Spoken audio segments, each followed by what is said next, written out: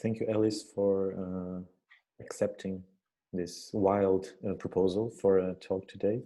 And thank you, Rosie, for, again, taking care of us. And thank you, Jimenez, for accepting joining this dangerous path that is discussing what happened to the Pritzker Prize.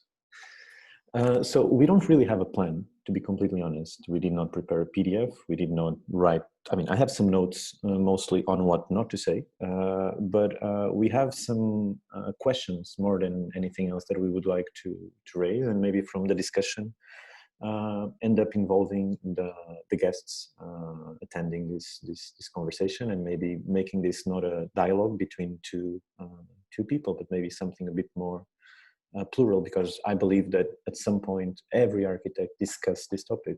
Have you noticed what happened to the Pritzker Prize? I mean, what is going on? So maybe if we could be lucky enough to have the participation of the public, that would be fantastic. Right. Yeah. No. Thank you, Architecture Foundation and Filipe, for organizing this, and I'm very thankful to be here. I just want to contextualize how we got here to begin with. So Filipe and Anna, myself, through FAUP, which is School of Architecture in Porto, I had an opportunity to meet them. This would have been about 2 years ago, roughly speaking, and it was one of those long-time listener, first-time caller type of situation. I've long admired their work. And so right off the bat, we had, super dynamic chats and so forth. In February this year, it was February, I think, 2020, February 2020 this year, Filipe and Anna were visiting Los Angeles. And this was about 1 week before the announcement of this year's prize winner. Like a bunch of dorks, we sit around and started to speculate who might win. And this opened a roughly 2-hour-long can of worms. We just started talking about the past roughly 40 years, who are some of the winners that we really, really loved, who are some of the winners that we're not sure about, and what are some of the patterns and trends that has happened. Are there ways from reading this sort of ICE core sample of 40 names, roughly 40 names, that we might begin to understand the recent trajectory of architecture and architectural education. So that's how we got here. So, this deep dive of roughly 2 hours. By the way, our host, Jeff's partner, who happens to be not an architect, promptly left the room because it got really boring. So Filipe kind of brought it back to the table that maybe we should have this very candid conversation in public. So this is how we got here. And once we got back to Portugal, dodging the lockdown for 48 hours, so we could still be in the US at this moment if we had not left on that day. And while writing an email about, thanking Jimenez for the time and for the discussion, we got an email from the Architecture Foundation suggesting propose your conversation topic. And it was just, there were too many things unsaid. So maybe this is just an excuse for us to continue that conversation. And this time with a lot of people joining us with, for sure, very intense opinions. So as Hallie said, the title of the talk in itself suggests something. So it suggests that for one reason or another, at least me and Jimenez believe that something happened to the once called Nobel Prize of Architecture. And in preparation for this talk, we had a Zoom this week, and we were looking back at the list of winners, at their nationalities, at their age, at the time where they got the prize, at some patterns, and at the same time at some weird exceptions. And indeed, it is true that for a long time, the Pritzker Prize represented to a large extent this kind of, let's say, more or less common sense of a career prize. Let's say there were, I would say that no one would argue some of the winners for a long time, and therefore the prize was maybe not that much of a relevant institution. But as it started expanding through the 90s and in the beginning of the 2000s, it stabilized with a certain, within a certain reputation. And for the last decade, more or less, something changed. And the last decade represents, in my case, the time since which I finished my studies as an architect. So while in school, I witnessed the Jean Nouvel, Jacques Herzog, Pierre Moreau, Ram Koolhaas, Norman Foster period of the Pritzker Prize. So while I was in school, this is what I learned, or what I was taught as what the Pritzker Prize was. And from the moment I finished my studies onwards, the prize shifted drastically somewhere else. And while discussing with Jimenez, the common discussion around this topic, which is who do you believe should win next year? So this is usually how it starts. It was very interesting to understand that this geopolitical discussion about the prize was not anymore just about the winner as a practice or as a collective or as an individual. It became much bigger than that. So it's not just about architecture anymore. It became, to a certain extent, a prize with a deeper meaning and a deeper reading than just that. And it was very interesting for me as a European Portuguese architect to discuss with Jimenez and to understand that if in my mind, and keep in mind the Pritzker Prize is still an American prize, I could not imagine any American architect today getting the prize when Jimenez says the first 3-4 names in his head about people who could get it, he comes up with 3-4 Americans. So this was, to me, kind of shocking. Like all the names he puts on the table are so far away from me, but then the names I put on the table are so far away from him. And that's what triggers the discussion from that point onwards. Yeah. I mean, there are a bunch of ways we can take this conversation. I mean, we can talk about the geopolitical differences of, what countries have the representatives and what continents contains the representatives. We can also talk about, let's say, if we were to break down Pritzker, the timeline by clusters, we can also identify a few sub-chapters, right? I think, as Filipe was saying, currently it does feel like a chapter at the moment, but if we were to start at the beginning, 1979, first winner was Philip Johnson.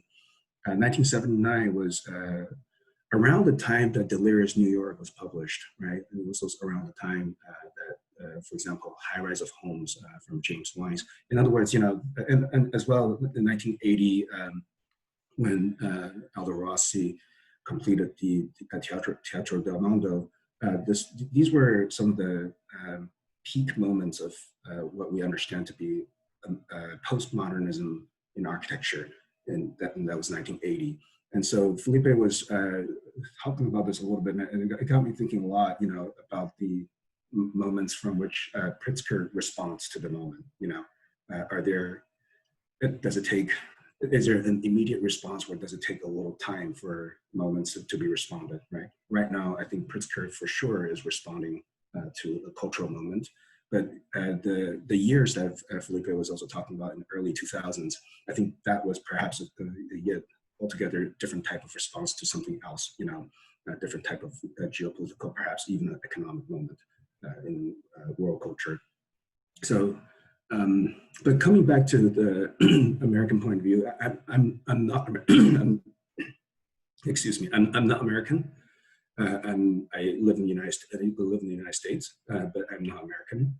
I'm a Taiwanese Canadian, but at the same time, I think, I've lived in the United States for so long that sometimes when I look back to this timeline, I do find it shocking that the last American winner was 2005, and that was Tom Mayne.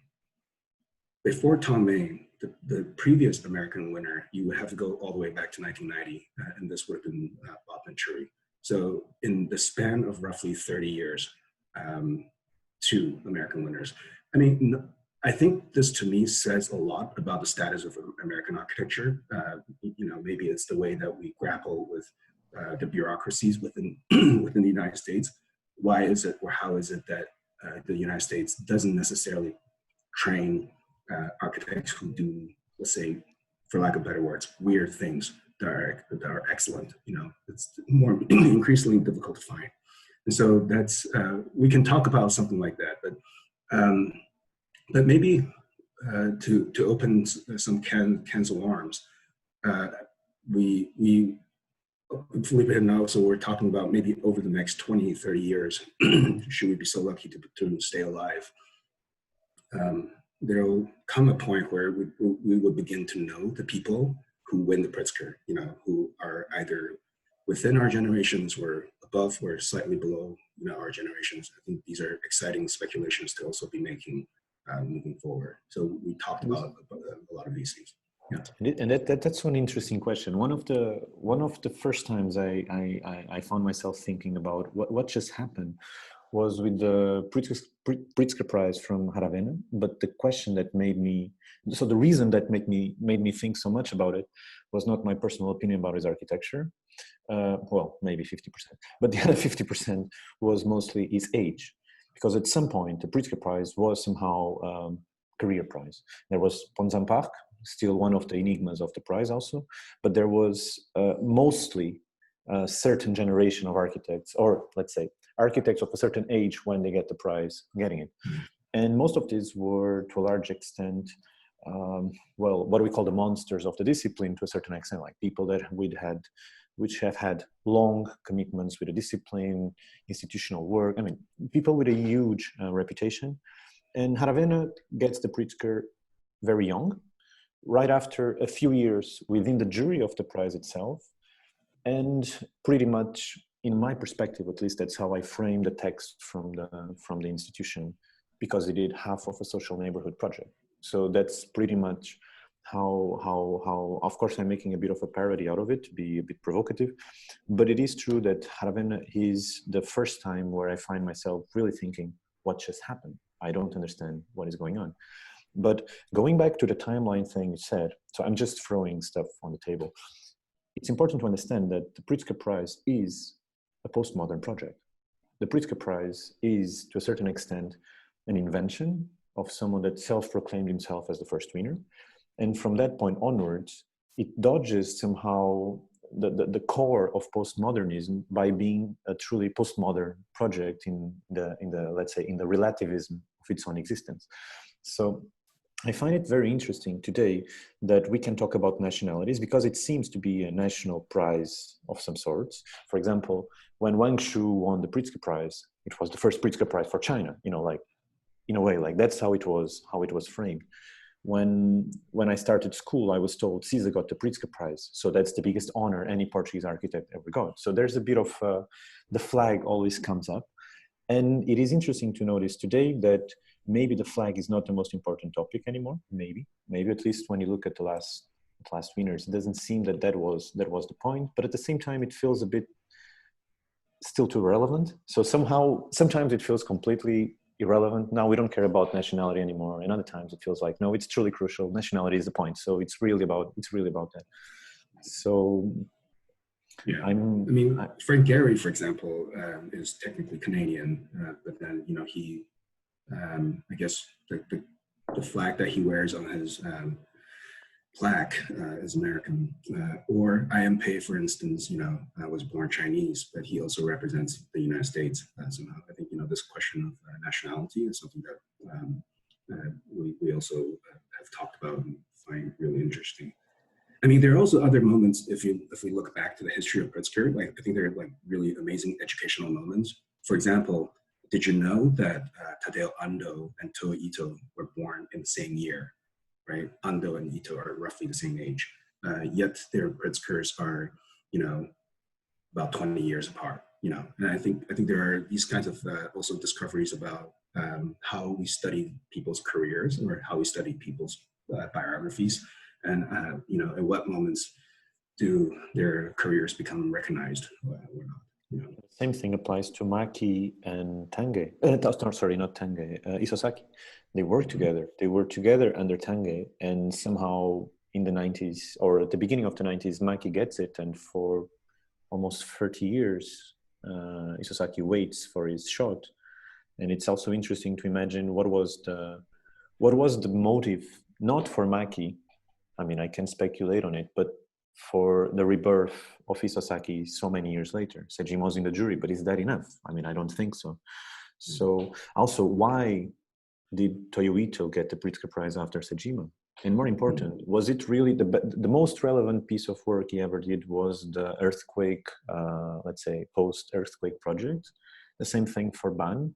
I mean, with all due respect, I think they have a career that is much richer, deeper, and denser than, you know, a couple of projects in a couple of years that somehow were very relevant projects and have an importance, of course, but that somehow seems to me offensive to such an architect to suggest that, well, we recognize your work because you did this. And when you read the text, and the text on the Pritzker Prize jury selections, they sometimes feel almost caricatural in a way, like as if, you know, this guy is the guy that did that thing, and this guy is the guy that did that thing. So it is, I sometimes wonder what is, I mean, I think everyone wants the Pritzker Prize.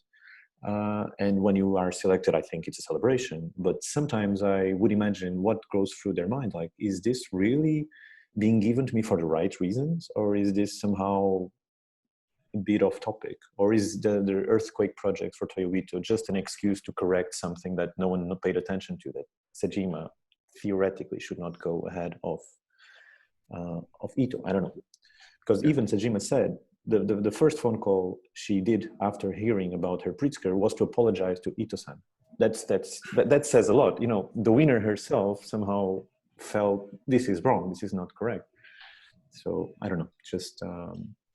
I mean, staying in the context of Japan, and you know, I also thought that Isozaki winning so late is maybe important to talk about. You know, for the longest time, I thought I was going to live in a timeline where Isozaki never wins. You know, like it was starting to look like Isozaki is getting very old, and he probably would never win.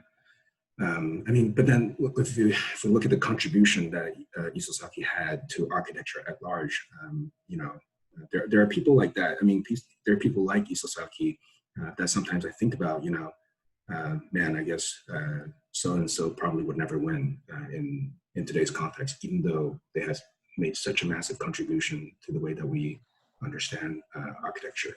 And so I mean, on the one hand, we can talk about seniority, but on the other, we can also maybe, I mean, as you're saying, the timeliness of people who eventually get recognized or not, you know.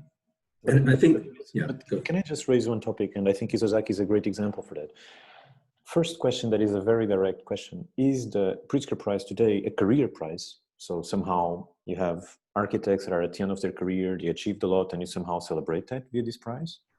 You know, I cannot see any other reason for Fraiotto to get it. I don't see another reason. Is this somehow a prize that is promoting, you know, it's regenerating itself and it's promoting, you know, some sort of new social agenda, and therefore you can understand Haravena in this selection? Is it just a completely random prize, RCR? Is it about provocations? Is it about geopolitics? Is it a prize that is self-referential, that is trying to play a game with itself? Like the thing you said between bringing Isozaki now, because when I look at the list of the 5 past winners, well, ignoring the current winners and going back to the previous ones, you have Isozaki, Doshi, Otto, that clearly represent a line of thought of, you know, the architects that somehow are relevant. They had a long career, they achieved a lot, and we should celebrate them. We should remember them in a way. That's the feeling I have. And then you have Haravena and RCR in between these 3. So I'm very confused. So is this a career prize or not? Yeah, no, I mean, there are definitely head scratchers here and there if I were to study the list. But let's talk about Fraiotto. I've been thinking about this a lot too. Fraiotto, I mean, there are a couple of things that we can talk about when we talk about Fraiotto. Number one is almost the most critical qualification for winning, which is be alive. You know, that's almost the number one qualification. Don't die, right? Fraiotto sadly passed away right before he was ready to accept this, you know, prize. And obviously, you know, it's really great that he still got recognized. But it got me thinking about, you know, again, a different type of can of worm, like people who might have really deserved it, but will probably never get it. Well, definitely will never get it since they died. I'm talking for example, the first time I visited Argentina, I came to know the work of Clorindo Testa. I got to visit a couple of buildings from Testa, and and I really, really loved Test's work. And I was thinking to myself, yeah, I would not be shocked one bit if this is Pritzker, if this type of work is Pritzker. But and so there are moments like this where, Pritzker performs the role of some type of education. My familiarity with Daxi's work was not very strong until he won. And I think, thankfully, I had an opportunity to highlight someone like Daxi, and finally I was able to study Daxi a little more deeply. But coming back to, Frei Otto winning, let's set aside mortality for a moment, but study those at least two, maybe 3 years. I've been thinking about 2014, 2015 specifically, between Shigeru Ban and Frei Otto, and thinking about what type of response this might be, right? If there were moments where retroactively Pritzker begins to recognize postmodern work, I almost feel like between Frei Otto and Shigeru Ban, this was the window from which Pritzker responded to ideas of parametric digital work. And even clearly, Ito was right before. You can make an argument that Ito belongs to this category of the parametric digital work. Truth to be told, I think the history of parametric digital work is still young enough that we probably don't have enough examples of fantastically constructed, completely built work. But I think if I were to jump in and play devil's advocate to Filipe's question about, well, how is it or why is it that Frei Otto won? What is it that Pritzker was responding to? I would say that would be my speculation, a digital moment. And this is something we discussed before, and that's one of the beautiful things about these speculations, is that until you said it, I never thought about it, and now that you said it, I cannot imagine it in another way. And another thing that is interesting to see is that the Pritzker Prize gives one prize a year, and therefore, you have thousands of talented architects that maybe could be contenders. So a lot of except for 1988. True. So the question is, and what about the people that are kept out? Because if sometimes we are feeling a pattern, and I mean, everyone has voted on those Arch Daily polls where you try to guess who's going to get the Pritzker, and for one reason or another, BR Kindles always wins. But the point is, there are a lot of architects that somehow are still left out, and I would suggest that they are, I would say, a common part or a recurring topic on these pools. Mm-hmm. And there is a lot of architects that are in that raise these questions. And I think the discussion and the let's say the joy we as architects, as very weird geek people, have to discuss this point is exactly because of that tension. If it was an obvious list, I don't think anyone would care that much.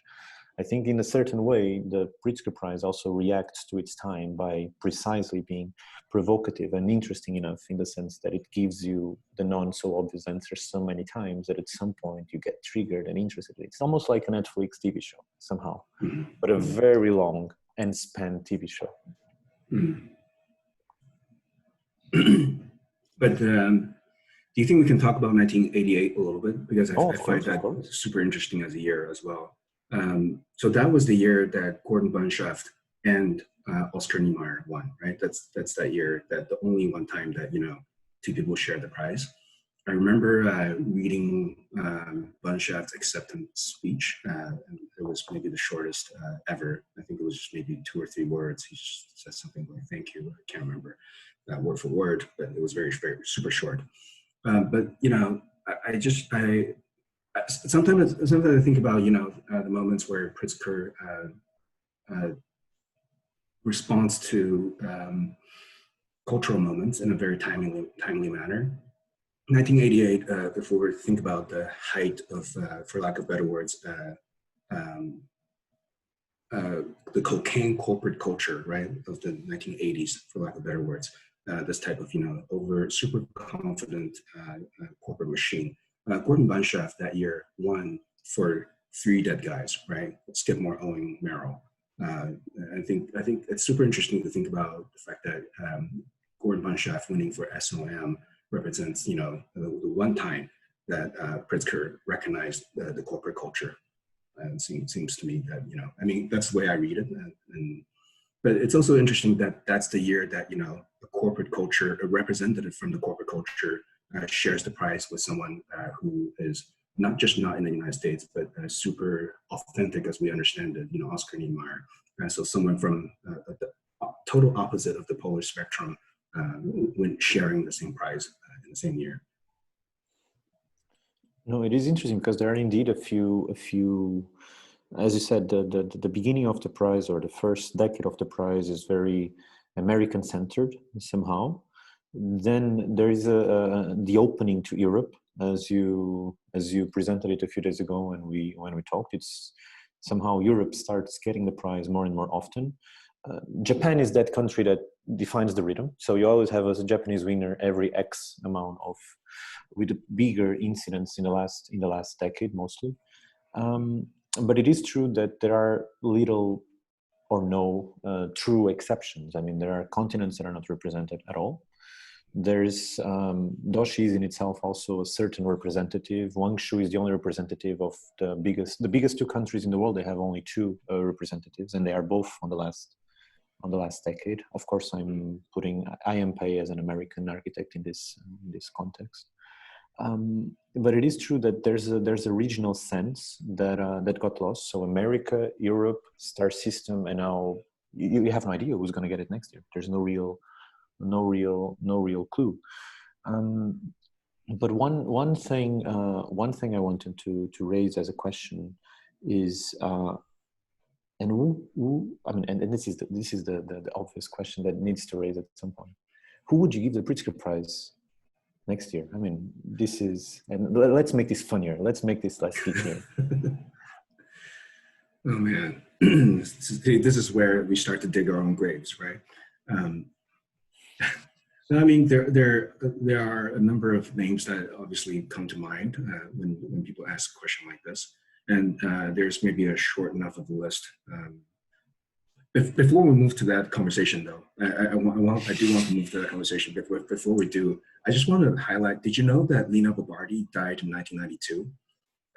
What that means is that in 1988, if a Brazilian were to have been recognized, Lina Bobardi had 4 more years left. Anyway, just that aside, I think being. But talking about that, and I mean, and in that sense, Shinohara died 14 years later, and a few Japanese architects that I personally don't appreciate as much got the Pritzker before him.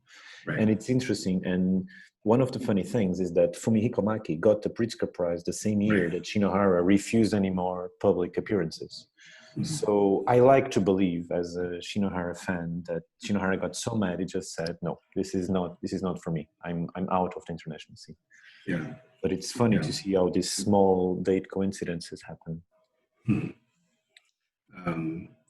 But who would you give the prize next year?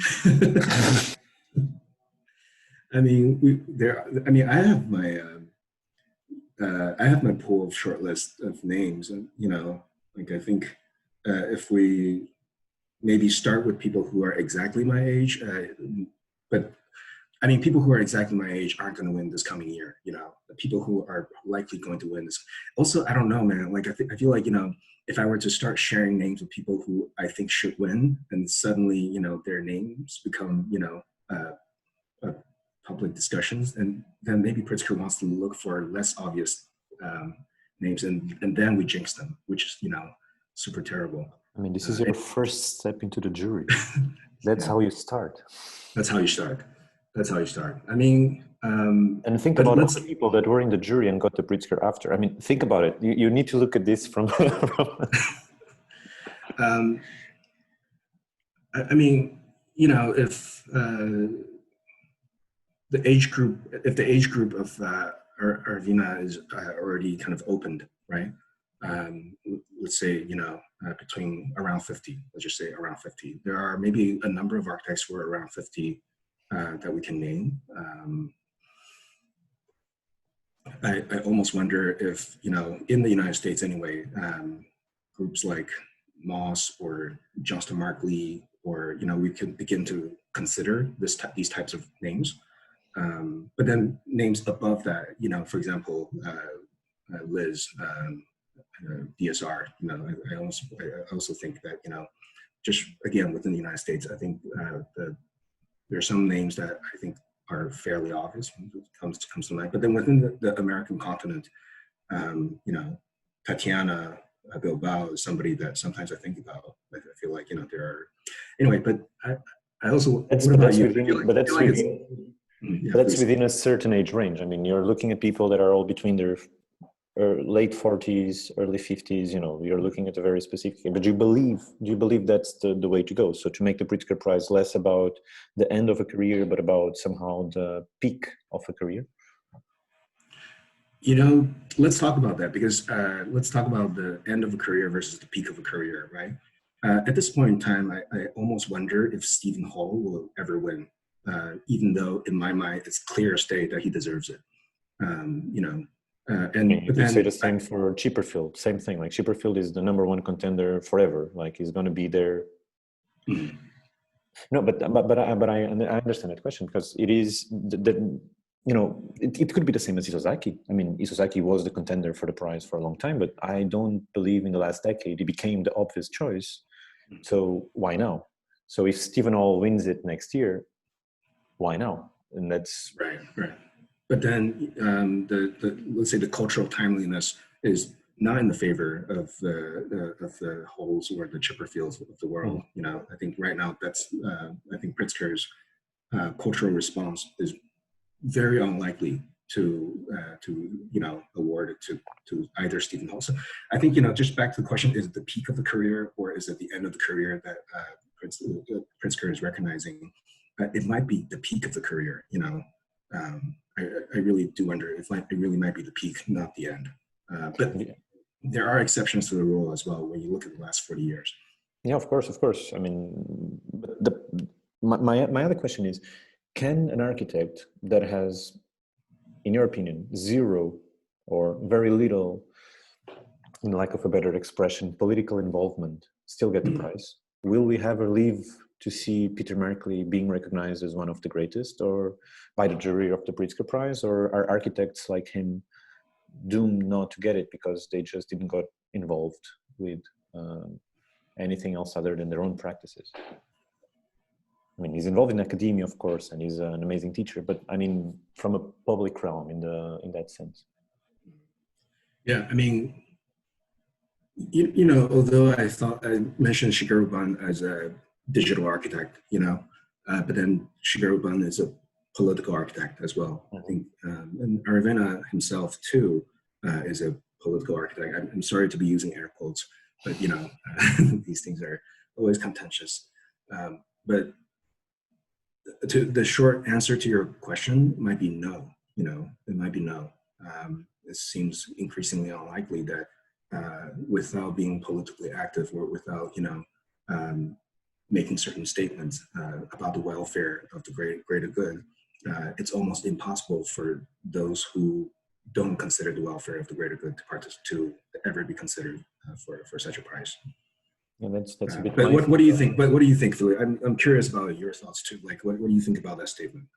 Well, when I see an architect like Isozaki getting the Pritzker Prize, there's hope, because I like to believe in the Pritzker Prize mostly as a, well, in lack of a better expression, architecture with capital A prize. So that's how I like to see it. And I believe that in the list of 40 winners, there's, I would say, 25 to 30 architects that belong to that category. I mean, there's Cisa, there's Rossi, there's Venturi, alone, unfortunately. There's a lot of people that I learned to admire because of their architecture. But recently I get the feeling that, and in this list, I would very easily put Peter Merkley next to them. I would very easily put Shinohara a few years ago. Right. But I find it more and more difficult to imagine the prize going that way. Because in that case, I would ask again, what happened to the Pritzker Prize? And again, like this is not the shift I was expecting. Because it is true that Isozaki is way older than Merkley is. So it's a revival of a prize in a way. Like it's a correction of a past mistake. But today, when I think about it, and if I have to accept that political correctness forces us to assume the Pritzker Prize as an hybrid between some sort of geopolitical decision and architecture, I mean, I would put Lacaton Vassal as the number one contenders. Yes. Yeah. They belong to the category of people that have a statement, a manifesto, that care about design, even if they say no. They do. There's a very clear identity in what they do, a very clear manifesto, and they are changing the paradigm within the discipline. So if I had to pick one office, and they are. It is a collective office, although it has the name of two individuals. It is a collective practice. It's not a practice that depends on the virtue of a pen. It's really, there's a strategy behind it. And although, to be completely honest, I find David Chipperfield a very boring architect, extremely boring even, but I would not be surprised or annoyed or in any way shocked if one day he finally gets it. Because I many times like to speculate about his reaction every time the prize is announced, because he's at home, on his iPad, and at some point someone says Isosaki, and I imagine he thinks like, okay, that's fine. But there's a day where RCR shows up. How does he feel about it? Because in that case, I don't see the geopolitical scenario. And if it's about design, why RCR? Why not David Chipperfield 10 times before RCR? Because maybe I'm not familiar enough with their work, but I really do not understand in that. If we're gonna pick a Catalan, office, I don't feel like RCR is going to be sending assassins after us for saying stuff like this. But if we're going to be picking, Catalonian architects, as young as Mayo and as old as Bofill, I feel like these are much more interesting practices. I think somewhere between the spectrum of Mayo to Bofill, RCR somehow got to represent that collective. It's a head scratcher. I also don't really get it. But not to kind of bring it to a totally left field conversation, but sometimes I think about the career of Noam Chomsky, the linguist. Noam Chomsky, the linguist, who's an expert linguist who contributed so much to the way that we understand linguistics today. Even me, as an outsider of linguistics, who just happened to be an enthusiast, would know about his name. And there was a brief period that I started looking for lectures by Chomsky, and consistently what I found was Chomsky talking about politics, Chomsky not talking about linguistics. And so by foregoing one's expertise in order to, participate in, let's say, political activism, what I found was Chomsky he's not very good at it. He's not very good at being a political activist. He was incredibly good as a linguist. And so I just wonder, back to your question about the award to the expert versus award to the activist.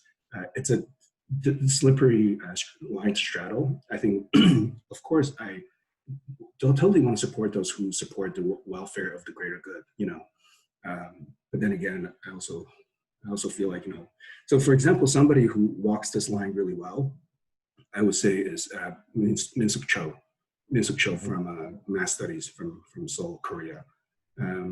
That person, Min-Suk, as far as I can observe, he's somebody who gets into the city. He listens to what the politicians are talking about. He listens for these kind of slivers of opportunities to insert architecture as a way for the welfare of his fellow Korean citizens to benefit. He'll come up with projects that should be done, and he'll find ways to persuade the politicians for infrastructure to be constructed. That I find to be so powerful as both an expert and an activist. And I think it's maybe Lacaton Vassal is a great choice as well. I think but then I'm just thinking about people who are able to straddle both really well, as opposed to collapsing to one side versus another only. I mean, at the same time, we all have our I would call it guilty pleasures, and I think every architect to a certain extent looks at precedent. Therefore, precedent becomes fuel, and fuel becomes motivation, and motivation becomes a new project. But I think that there was a time where even people like Gian Caminada could get the Pritzker Prize. There was a moment, and that moment passed. And there was a time where the pure political aspect of a practice could become a prize. And now we are getting to a moment where it's a bit undefined. And maybe the events of the last few months might trigger even deeper discussions in this sense, because today everything became, every topic is a heavy topic. It's not easy to discuss anything without addressing the geopolitical situation we are witnessing every day on the news. But at the same time, and going back to what I call architecture with capital A, to a large extent, there's always the need to have an architectural narrative supporting the Pritzker Prize. All the winners of the Pritzker Prize until today, one way or another, and although personally we might be more familiar or more comfortable with some practices than others, or some names than others, these are all architects that to a large extent, I would say everyone knows. So there was no unknown person from nowhere that got it and shocked the world. So everyone is to a large extent a potential obvious choice. But maybe my main question is, why this order? So why this sequence, these jumps in time and these last minute recognitions and this, so what is indeed because although the jury changes very often, therefore several names keep changing, it is still the same institution since day one. So my belief is that to a certain extent, if this is a private prize, we should not forget that there's probably some sort of guidelines that support the debate of the selection. And I would pay a lot of money to be within one of these discussions, just listening, just trying to understand how this is actually going on.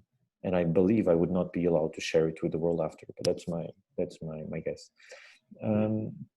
But maybe we should also open the debate. I think so. Yeah, maybe we should open up the discussion. We are sure. people. I mean, yeah, the chat box is open if you want to pitch some questions. But maybe I could just open up the conversation. I wondered if you had thoughts about, in terms of the question of what's the Pritzker Prize for. You've kind of, in a way, you've answered. That there are these two quite distinct categories of a winner: those at the end of their careers and those that are kind of mid-career. And for those that at mid-career, it's always struck me that the principal role that the prize performs is to validate those architects in the eyes of American philanthropists, who will kind of consider them as potential candidates for building a cultural building in the US, and that the list of European architects is a list of people who've gone on to, essentially, or European and Japanese architects, is a list of figures who've gone on to build cultural buildings in America and have those careers. Is that, which is maybe a perfectly kind of valid purpose for the prize to perform, but I guess when we're having these conversations about, is this person a likely candidate to win the prize, Peter Merkley clearly will have no interest in having a career in America, and so he kind of is an unusual. Yeah, that would be, for me, why it would be a very surprising choice, or Luigi Snozzi, or likewise, even Lacaton Vassal, one wonders. But I think it sort of begins to answer the RCR question. That's true. I like that expression, the RCR question. We could do T-shirts. But of course, and a figure like Hall or Chipperfield, they have that career in the US already. The prize wouldn't really perform that function for them. But Alice, you raised a very interesting topic. That is, America is still America and Japan and Europe are still seen as this kind of old castles, this kind of protected sacred lands of architecture, and we always like to talk about them, or we always somehow end up talking about them. But within Europe, there's this small castle called Switzerland that is the kind of, let's call it the El Dorado of architecture practices, where conditions are just perfect and everyone smiles and unicorns fly around and so on. And what is fascinating is that if Jimenez was saying that, you know, he likes to think about, or he flirts with a bit of American names, I would like to flirt with Swiss names, because if one thinks about it, there was a time where Switzerland could probably get the Pritzker Prize 10 years in a row. Like they have enough material. They won't get any more the Pritzker Prize. That's my that's my feeling. I pointed out at Peter Merkley out of personal interest, but I would be very curious to imagine any architect that could come out of Switzerland in the next, in the past 30 years or in the next 30, that could get, because the conditions, they are everything but geopolitical, in the sense that they don't give that ground, that comfort for any Swiss architect to get the prize. No, a very celebrated Swiss architect once told me that he was going to pretend to have cancer so that he'd be in the running for winning the Pritzker. So I think they understand how the dice are loaded on that one. That celebrated architect is very angry because it never gets called. But it's, I mean, from the UK perspective, there's always felt, I mean, we have this institution, the Serpentine Pavilion Commission, which has for a long time sort of felt like a kind of first step on a ladder, which ends up with you getting the Pritzker. And even Peter Palumbo was kind of on the jury for both the selection processes for both institutions.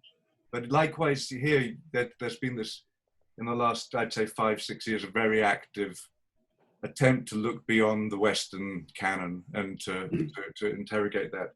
But I still think, in both instances, both in the pool of people being invited to make the Serpentine Pavilion or getting the Pritzker, they're ultimately, they're architects who are interested in making major monumental cultural projects of a kind that, they are not, in general, the architects of kind of exemplary social housing projects or urban planners, or the many kind of other kind of aspects of city making that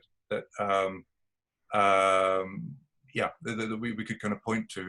It always feels that the conversation gravitates back towards people who might be interested in building an art gallery in Idaho. But also one parallel we could do, now that you talked about, for example, social housing, is to put the Pritzker Prize in comparison with other prizes. And for example, if we look at the Mies van der Rohe Prize in the last 2 editions, social housing projects, renovations of social housing projects got the prize. So, or social housing or low cost housing, you know what I mean? And the Pritzker Prize is still a prize about the individual somehow, or the practice at most, but usually the name is of an individual. And the Mies van der Rohe Award is a prize about buildings. So yeah, I mean, it kind of like makes me think about, whether the prize is about the best designed public personality versus the best buildings. I mean, we all have learned through the study of biographies that supposedly Frank Lloyd Wright was a jerk. Maybe the poorly designed public personality of Peter Eisman also prevented him from ever being considered. I mean, even though the contribution is there for Peter Eisman, I think. And so I almost wonder about the award of biographies versus the award of buildings. Yeah.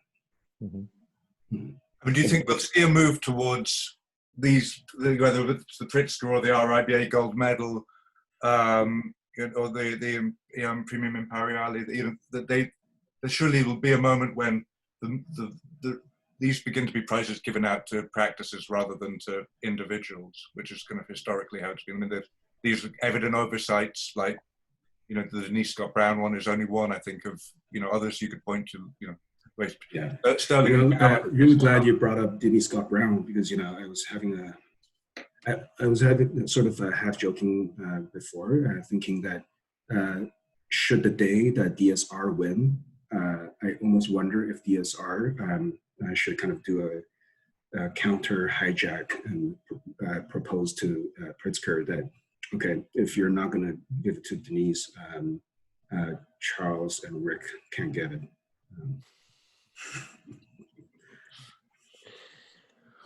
Well, have we got anyone want to venture in from the audience? They're all being maybe they're all candidates. They don't want to burn their chances. Oh, here we go. I've got one from Emily Hogg. Emily, I'm going to open up the mic to you. I was just, actually, all I had done was just point out what Jim just brought up, is that he sort of mentally said Scott Brown Venturi, when that's not the case. And when you look across the board at all the prizes, the gender diversity and just diversity in general is just not there. And I wondered if you wanted to speak to a bit to gender, because it kind of, it's not a geopolitical thing, gender. So yeah, that's all. Hi, Jim. I mean, it is, as I said, today it's becoming more and more of a recurring discussion, and it should have been for a long time. It should not be a discussion of today. It should have been a discussion from a long time. Yeah. And I agree that to a large extent, this is a prize that celebrates, in my personal perspective, I see it, or I used to see it, as a career prize. And it is, to me, very interesting to look back at, as Jimenez said, at a period of time where the prize existed, and for example, architects like Lina Bobardi did not get it. I would always, and this is a very dangerous path to go, but I believe that the bottom line is, if this is an architecture prize and the winner deserves the prize and it raises zero questions, and if it is a man, if it is a woman, if it is white, if it is black, if it is anything, and I believe the selection was fair, I would not raise question. I would raise a question that, isn't there any good contender for the prize that is a female? And actually this year, the current winners are actually both female practitioners. But I would also raise a very dangerous question. The prize should not be given at this moment in time to female practitioners because they are female practitioners. We should also be very careful that the political side of the discussion today does not somehow subvert it. In this case, I have nothing against it. So I think the prize, considering the last decade, is a very good, let's say the current winners are very good winners. So there's there's no RCR effect to them in my perspective. But it is important also to raise this angle that it should not become just a political prize. We should not forget that it's the merit of people in practice. But yeah, I think my problem lies with the fact that they had a chance to sort of retroactively reward her, and it's for the same work. It's not for a separate body of work for those two partners. So that, I think, with the Denise Scott Brown one, I think that is more of a point. It's not about moving forward tokenism in any regard. It's more about the fact that they sort of just reinforced all those things that, as a female practitioner, I suspect about architecture. Yeah, so I think that's one thing it points to something in the organization which is not very reassuring. That's all. We've got more. Just want to fit a few more questions in. Or do you want to respond to that? Sorry, guys. I agree. No, I think it's probably. No, I think it's probably just a fair point that everyone really. It is a fair point. Go, but I was raising this question before we started talking.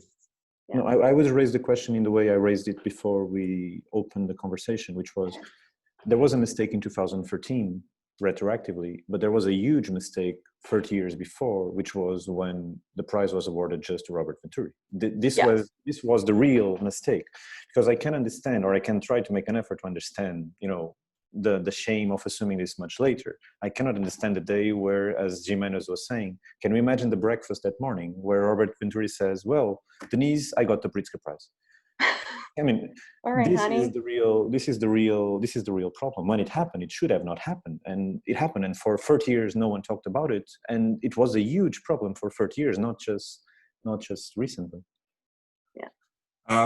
Daniel, nice to see you. Daniel Tudor, Matiano, Daniel, you're unmuted. Oh. You got the mic. Hello, Filipe. Hello, Jimenez.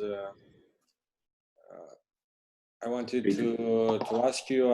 I'm sorry I didn't caught all the discussion live, but Gordon Bonshaft auto-proposed himself to be considered for the Pritzker Prize. That's right. He got the Pritzker Prize. That's right. Yeah. So, who would you convince to call the Pritzker Foundation and auto-propose himself? So it's not the same question as who would you like to receive the Pritzker, but who would you convince to just call the foundation and auto-propose himself? But to win or to lose it? I mean, probably to win, right? I mean, Or to create some to stir things up. Who knows? That's my question. Sliman Radic, Peter Merkley. To lose, both. I'd put in Marie-José Van Hey as well in that list of That's a good one. potential people who should win but won't.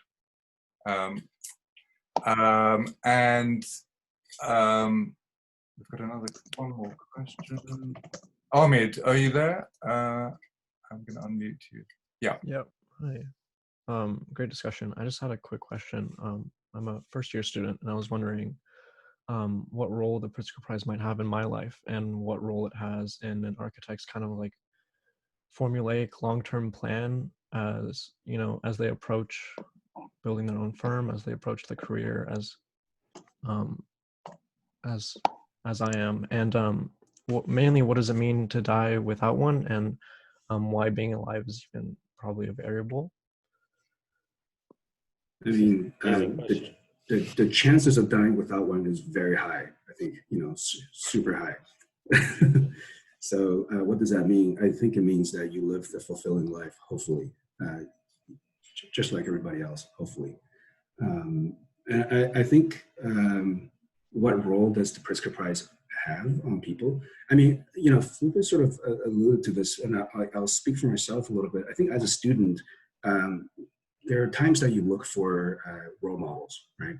There are times that you look for role models, and there are times that you look for examples of, let's say, excellent moments in architecture.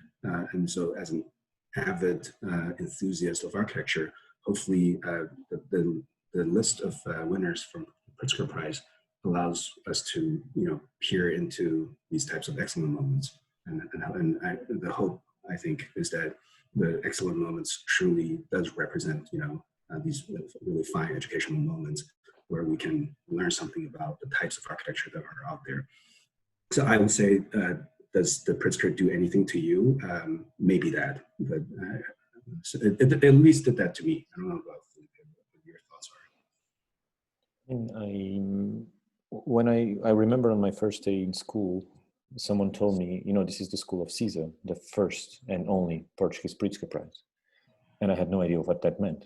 So I would say that I started studying architecture and I went forward to do it without having any idea of any kind of recognition in that sense, or knowing that such recognitions exist in the field. But I think that the Pritzker Prize is, above all, the, how do you say, I don't know the English expression for this, jet set magazine of architecture. How do you say?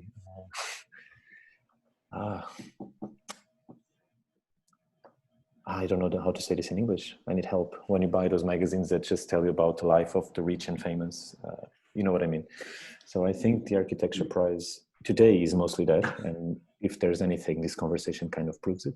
But I think that for a long time, it represented a kind of consagration, you know, like at the end of a career, it represented something, and today it became a deeper discussion. And maybe, bottom line, it is a better prize like this because maybe we talk about it more, and we talk about the topics that made it what it is today, and maybe those topics become more relevant precisely because of this dark past of the prize that makes it now maybe brighter.